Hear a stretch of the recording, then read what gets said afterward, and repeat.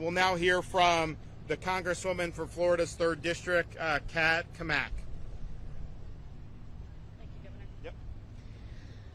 Well, thank you, everybody, for being here. I can't express enough gratitude and thanks for our state partners, the governor for your leadership, for our local officials, Sheriff Darby Butler, who's here with us today, and all of his team who have been boots on the ground before, during, and now after the storm.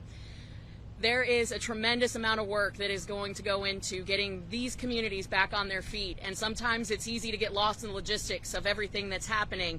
But as we stand here where the Horseshoe Beach Marina once was, I want to put a little bit of context to where you guys are currently standing at.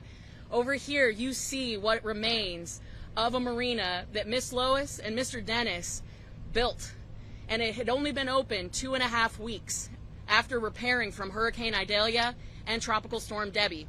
2 weeks that this was open before Hurricane Helene came in and destroyed everything, including their home. There are so many residents here in Horseshoe Beach as their primary home that no longer have a place to call home.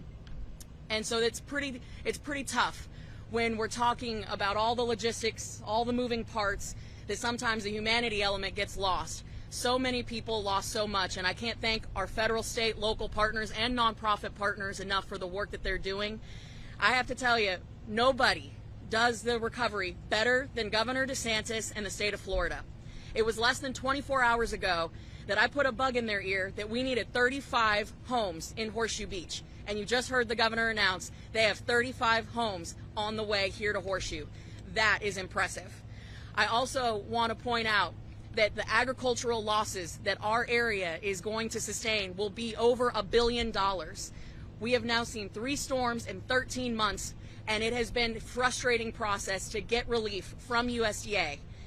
Through the last couple of days, we've been on the phone with the Undersecretary of USDA asking for a strike team that we never saw during Ian, Irma, Debbie, or Idalia. Today, I'm proud to announce that there is a strike team en route to Florida that will help with our agricultural producers who got so hurt in this particular incident. The governor also made a request in his initial declaration to include Hamilton, Gilchrist, Suwannee, and Columbia County.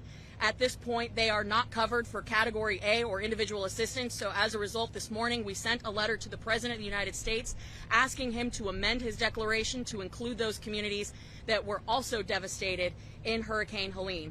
And so it is our plea and our ask that the President amend that declaration so that folks in this region can get the help that they need. Again, I can't stress enough how impressive the recovery efforts have been to date, but there's a long way to go. And so folks need to understand that this is going to be more than just a week here on the ground.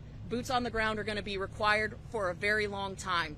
So thank you to all of our first responders, to the linemen. We have had some fatalities from Hurricane Helene.